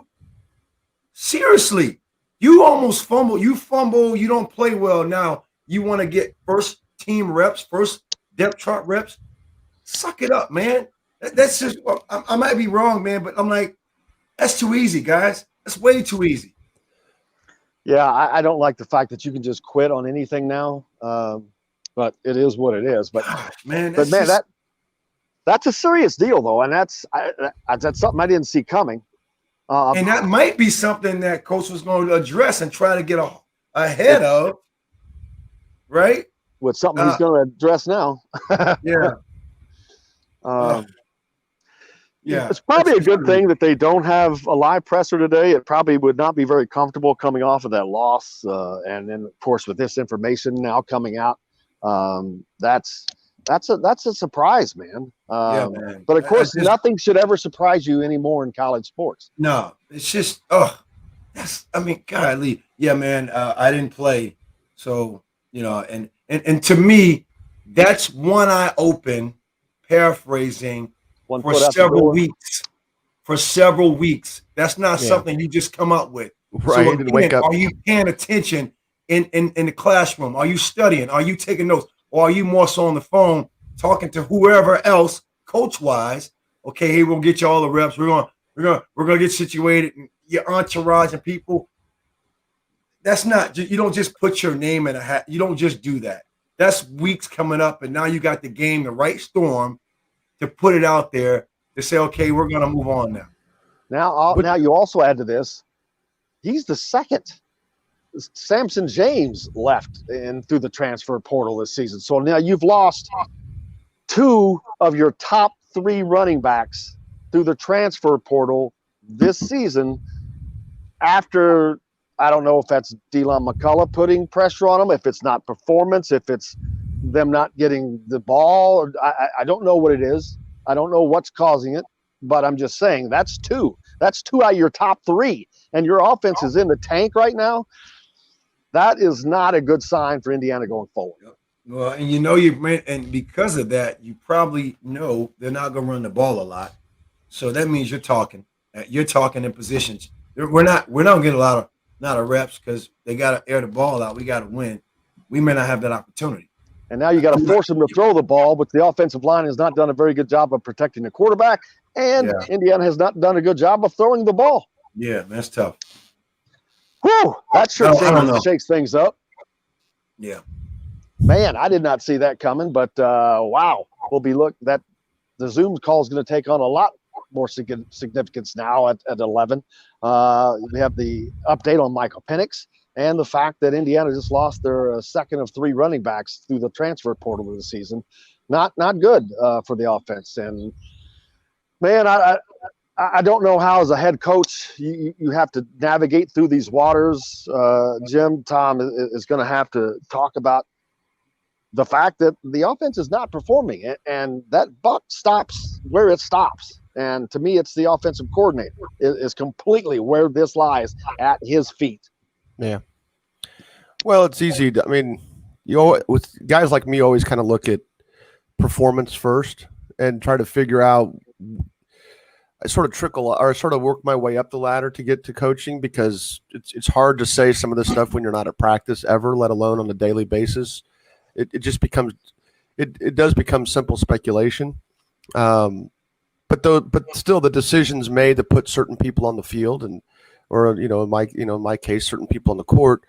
At that point, it does become coaching responsibility. That's but I don't know. I wish I could have gotten to watch the Penn. Well, at least relative to this discussion, watch the Penn State game. I just didn't get a chance to on Saturday. I was fine. I was in the gym finally, so it was good to be back in the gym. So I wonder if Indiana's going to go to walk-ons. Charlie Spiegel. Does Charlie Spiegel get the shot? I mean, Charlie Spiegel's a walk-on. He's a walk-on from New Pal, Charlie, a high school team that had a lot of success over the couple years he was there. Yeah, really, really good. And I mean, this dude, he kind of reminds me of Earl Campbell. He's a white Earl Campbell. Nice. He's got these big old. Remember those thighs on Earl Campbell? It's like, oh hell no. Earl Campbell's gonna be like, "Olay, man, you just get out the way." And this guy is kind of that. So maybe he's gonna get a shot. Who knows? But wow, that's very interesting. But Jim, help me out. Jim Coyle, help me out. There was a running back we had back in the '90s. First name was Alex. I forget his last name. Smith. Alex Smith. No, from Franklin County, right? From a small school, I think. Does he remind you of Alex? Because Alex was a horse. But he had more speed, I think. Wasn't he fast? Alex was fast. I mean, he was one of the bright spots. I mean, offensively. This guy's more of a bang. He's just a bigger like a fullback. Okay, more just run you over. Wow. Nobody wants to tackle. The word is nobody wanted to tackle him. And it's like, nobody wants to tackle him. It hurts. It's one of those things. He's probably not going to bust off 40-yard runs. But if you need to, he's maybe your guy, but I guess we'll find out. But hey, we've got more to talk about. Indiana Sports Beat Radio. We got to take one more break. We'll be back with more, and we'll be back with it right after this. We'll be right back to the Golf Club at Eagle Point Studios for more Indiana Sports Beat Radio with Jim Coyle, presented by Andy Moore Honda of Bloomington and Southern Stone Restaurants. Whether you're looking... Wow, didn't see that coming. Boy. Things are being talked about inside that building right now. Man. And again, you can only think, and again, like I said, you got to get ahead of this stuff and you got to address it. Yeah. You got to get ahead of it. And you got to now think that's probably a part of this discussion of this Zoom call. I'm firmly in the camp, since both of the running backs that have left were Mike Hart running backs, that they're not responding well to Delon McCullough. I think it's more of a player issue than a coach issue with this particular group of players, I think. And I could be wrong. That's where my head goes. Yeah, I have no idea. Delon McCullough is a proven running backs coach. He's been here before, and he's had Tevin Coleman, Jordan Howard. I don't think it's a coaching issue, specifically with these people. I think it snaps. I just think it's one of the respondents to the post on the forum that Alec put up, I mean, really follows IU football. His comment was when you get red flag when two walk-ons are getting carries in front of James and Baldwin.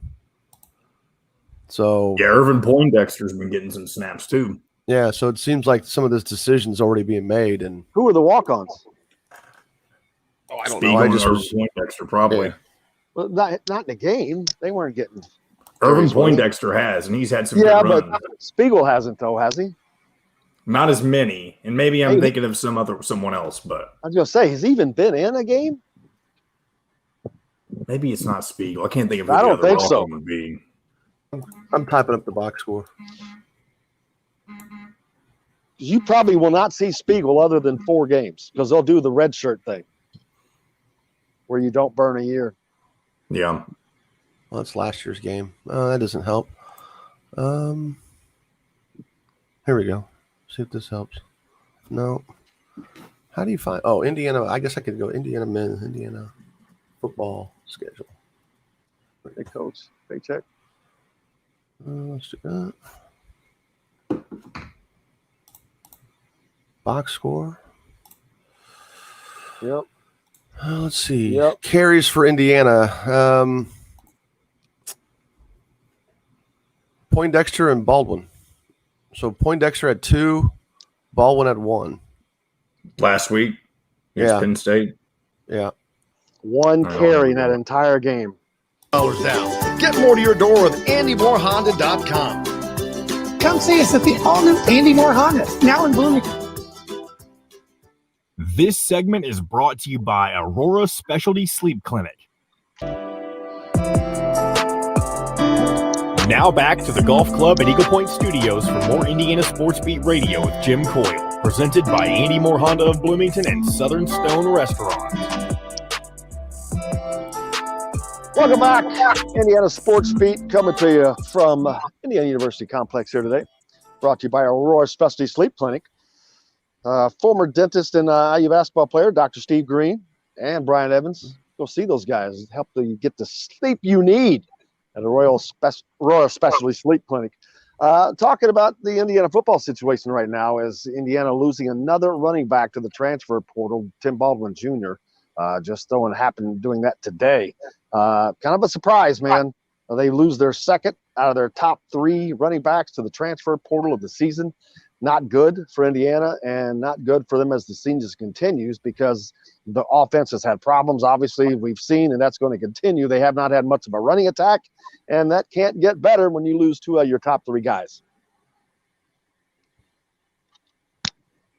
Yeah, I just don't. I mean, again, without really understanding the depth charts in their team, I don't care what team, especially in one specific position, you lose 2 top players. Man, that has to be tough. Now, what's that do to the morale, Charlie? I know basketball is different because there's less players. Yeah, but when it's 2 guys that are playing, that are getting carries, that are on the starter or not starters, but guys that play, and they leave the team, that has to be somewhat of a mental, makes you start thinking, especially when things are going wrong. Why is he leaving? Well, they probably know why they're leaving, but it goes back to me to what's happening in practice, what's happening in meetings. This doesn't just come up. What's being discussed outwardly? What attitudes are going on from player to coach to player? All those are facets to me that could bring down. Now you have somebody, again, talking, players talk. We talked about that with recruiting. We always talk on the positive side. There's a negative side to it too. Players talk, right? And now, here it is. The player who just put their name in the transfer portal, will they communicate with the other player who did it before in that same position? You're not going to get reps. I don't even know why you're staying here. We need to go somewhere else. So who knows?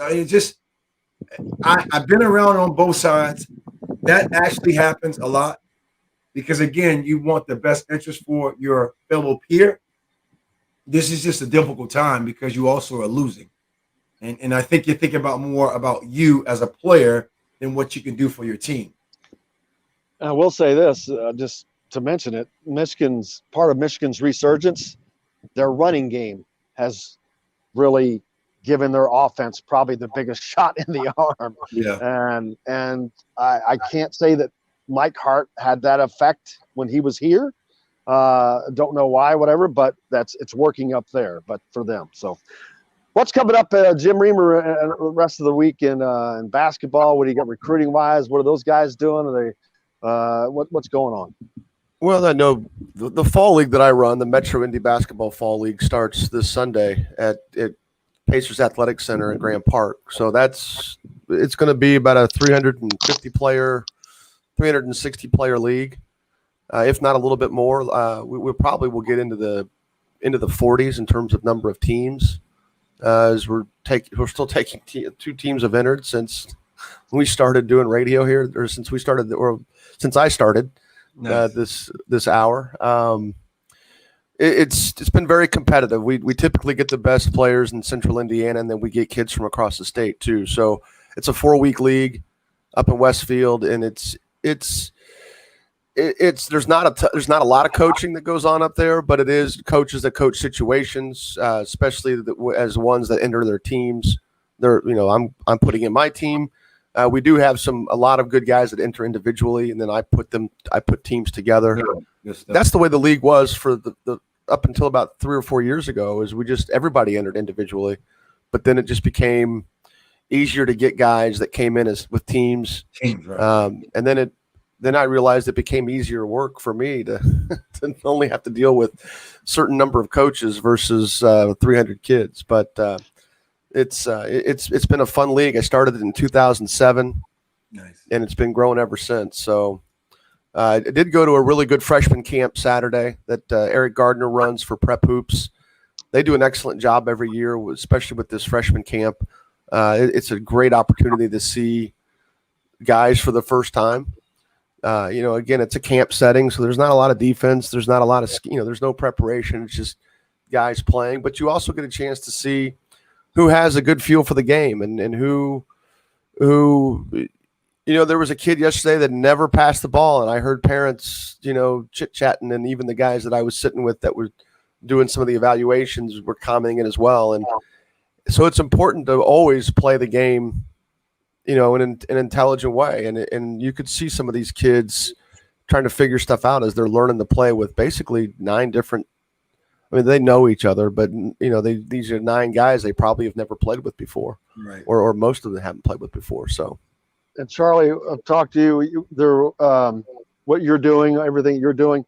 What is it that I already drew a blank? Forgot we were going to talk about it. I got you.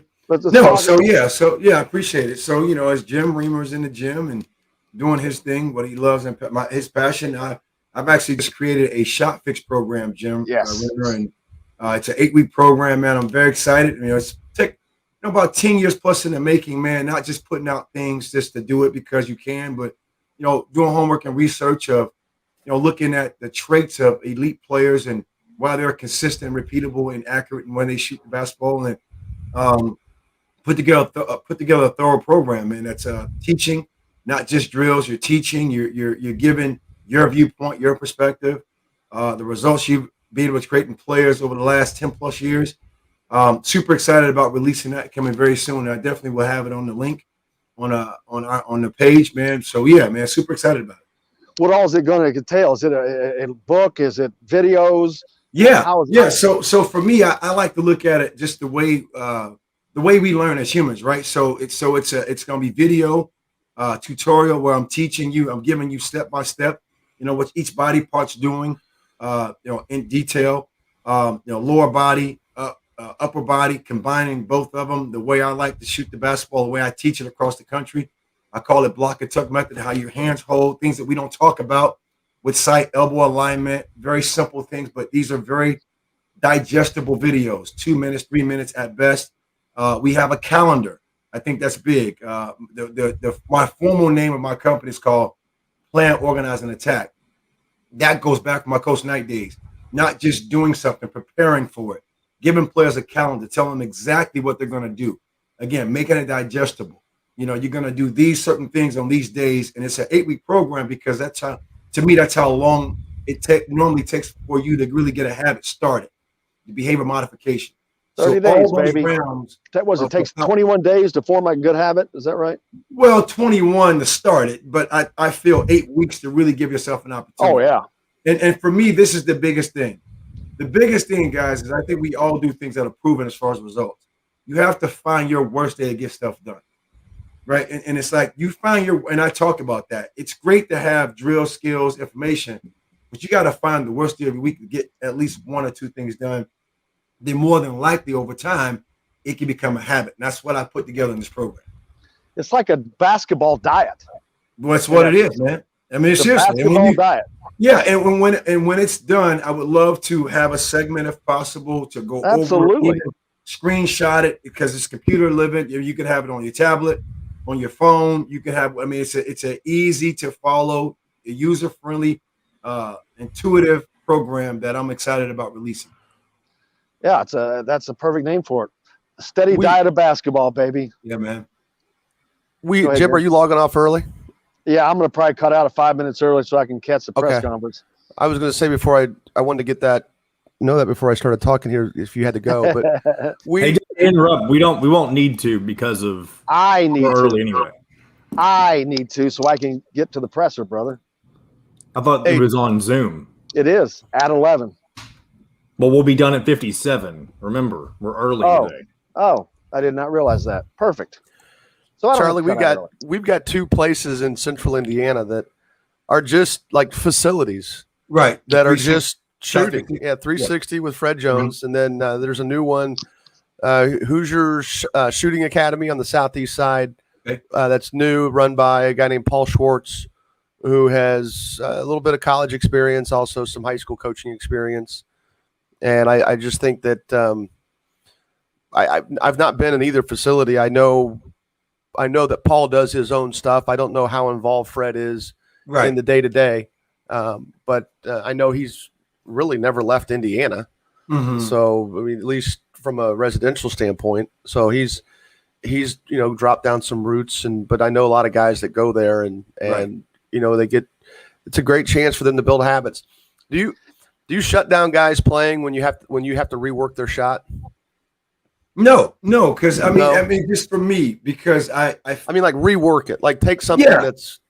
So great question. For me, here's what I've discovered in the way I teach shooting, and here's the saving grace, fellas. I've been able to do this over really 7-8 years because I travel to different markets, right? And one of the camps I actually do is a 3-day, 18 hours shooting camp, and you find ways to reach people, and the saving grace for me is. Whether it's a novice to an elite player, to me, I'm looking at the traits. It's not much, you have to shoot the ball one way. I think it's about the mechanics that we all can do to the body, but then it's mentality, right? How can you help somebody shoot in straight lines? That's pretty much my secret, right? Everyone has a different shot. Reggie Miller shot the ball with his elbow out. We all know that. And Larry Bird shot the ball and cross-handed. And crossing. Larry Bird had the ball back here, right? I shoot a flat line shot. Everyone had, but to me, I look at the common traits they all had in common, and that's pretty much where I teach from. Yeah. And I have an opportunity to do that every single day with players, and I've seen just tremendous results. That's just kind of my take. I don't, it's not necessarily where you got to shut down because I'm not looking to restructure. I think it's about, owning your shot mechanics, not going to change. You just got to learn how to shoot a repeatable, quick, accurate shot. That's the key. Yeah, repeatable. We've talked to Woody. That, so. You need to talk to Woody and have him come in and work with Trace Jackson Davis. Well, if you really want to know my secret plan, so my secret plan over the next 18 months, if I'm talking to myself outwardly, is to put all these things out there and become a consultant for a lot of people. Well, I was really going to say that. You should be doing this for other teams. Yeah, I was like, he is to become a consultant. I don't know. I like where my space and place at because like I said before, man, the coach, X's and O's is different from just player development. And my love, if you had a gun to my head, I will die on player development. I will die on that. I mean, X's and O's, that's for other people. That's great. But I don't care about watching a game. That's boring to me. I like the individual, the development, see the progress, because that's permanent. You're gonna parlay those same skills to life. I love that aspect of it. That's part of the reason why I bring guys into the coach with us that do like to work guys out. They're usually younger. Yeah. We did have a coach that's still with us, but is getting back into college. Mm-hmm. So that's been good for him. But he does a really good job of working guys out. And for me, I'm more the evaluating side. I'm definitely more the coaching side. It's tough for me to be in a gym working with a kid, 4 days a week or however many days a week, or just working with kids when I'm out, when I got to be out evaluating guys. Yes. And that's the line I figured out literally about 5 years ago. You can't you need help in that regard. You can't do it all. If you're going to be player development, you need to be all in. You're going to be a coach. Right. You have to be all in because blobs and sets and actions is different from the individual player, right? But for me, just to mesh the two, it's like how to take those individual skills and integrate into team concepts. Mm-hmm. That's just where I get off at, and that's just kind of my, what I love. And then coach talk to players. We're trying to decipher. I'm going through this situation. I put a lot of time and energy towards that aspect versus, the 5-on-0, like I said, the press breakers and stuff. That's for the Jim Reamers of the world, man. Yeah, you're the first 45 minutes of practice, and thank you. I'm out. I don't care the- about your win losses. I don't want to care. I don't care about it. I don't give a crap. You stay undefeated that way, man. That's how you stay undefeated. Well, Yeah, you thank figure out too. You figure out too, because we got a lot of young guys that help through the years, and Right. it's the stuff that we do. I make very clear to them that our practice plan looks the way it does in the summer because we got 1 day a week. That's To right. do things. Sometimes, well, early going, we have 9 or 10 practices before we play our first game. But then once we start playing, we've just got 1 day a week or one night a week to right. do our thing. I don't want to occupy a lot of their time because they work individually. That's right. But also, we don't put individual stuff in our practices once we start getting going. Because That makes sense. it's everything flow. And I tell them, I said, when you were a school coach, you've got to have the first 30 to 45 minutes of every practice something to do individually, whether it's right. shooting, ball handling, decision making, or That's right. or defense. And John's telling us to get off the air, so we're all shut up. That's right. Oh, that's good though, man. It was a good full day, and I appreciate it. Appreciate you guys, of course. Have a good week. What do you got going on, Jim? This is the work of it. This is You gotta hell make it week for short. me. Yeah, it's getting ready for the fall league and getting all that stuff so it can get off the ground Sunday morning. Charlie, you're ready to go to Washington State? Yeah, man. Yeah, I got a camp in Spokane, Washington on footwork, mentality, shooting, decision making, everything you guys just talked about. So I'll be prepping this week for that. Yep. Got my headphones hung in my glasses there. But man, I can't thank everybody enough. Thanks to Charlie, thanks to Jim, of course, and most importantly, thanks to you guys. Stay tuned to all the updates we'll get to you for the IU football with Tim Baldwin, the transfer going into the portal, and the potential injury to Michael Penix and everything else. Tomorrow we're back with Kevin Brockway, Mike DeCourcy, Chronic Hoosier as well, man. Thank you all so much. We appreciate you. Until tomorrow, I'm Jim Coyle. I will see you on the radio. Thanks. I appreciate it, guys. Thank you, guys. Thanks.